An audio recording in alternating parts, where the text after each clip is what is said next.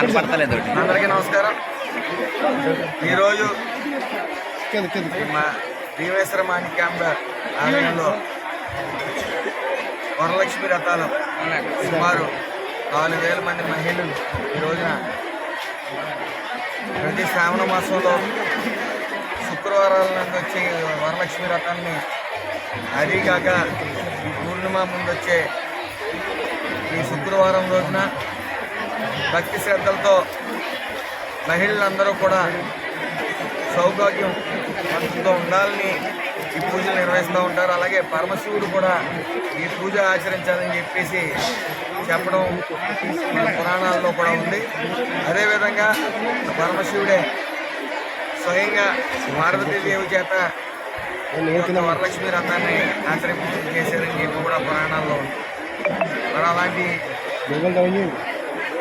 ప్రాముఖ్యమైన ఈ పుణ్యమైన రోజున సుమారు 4,000 మంది గుడి ఆవరణలో వరలక్ష్మి వ్రతాలు భక్తి శ్రద్ధలతో చేసుకోవడం చూసాం. గతంలో ఈ ఆలయంలో అనేక అవినీతి ఆరోపణలు ఉన్నాయి. అన్ని అవినీతి బయటికి తీసాం. విజిలెన్స్ చెప్పడం కూడా జరిగింది. చర్యలు కూడా తీసుకున్నారు. అలాగే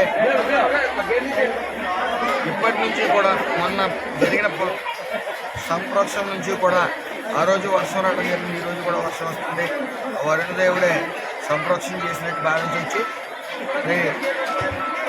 ఏదైతే ఈరోజు ఇంత ఘనంగా 4,000 మంది మహిళలు ఈ పూజను ఆచరించడానికి సహాయపడిన బ్రాహ్మణులకు అలాగే ఇక్కడ నాయకులకు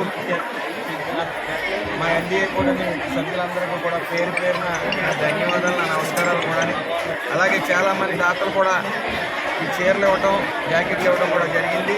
ఈరోజు ఇక్కడ జరిగే ఈ 4,000 మంది భోజనాలు కూడా స్వయంగా నేను ఏర్పాటు చేయడం జరిగింది. అలాగే సంవత్సరం తర్వాత కూడా ఈ వరలక్ష్మి రథాలు అత్యంత వైభవంగా ఈసారి సుమారు 5,000 దాటి నెక్స్ట్ టైం 8,000 వరకు మహిళలందరూ కూడా ఈ వరలక్ష్మి రథాలు చేయించుకోవడానికి పూర్తిగా సన్నాహాలు చేస్తాం.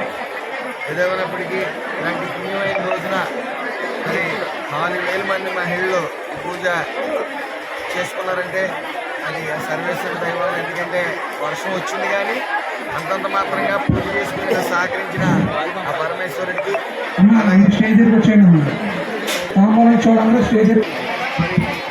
అలాగే అందరికీ కూడా అష్టైశ్వర్యాలు, శ్రీ సంపదలు చేసుకున్న వాళ్ళందరికీ కూడా అన్ని ఒక్కరిని ఆయన అనుగ్రహం ఉంటుందని, మాణిక్యాంబ అనుగ్రహం ఉండాలని చెప్తాము.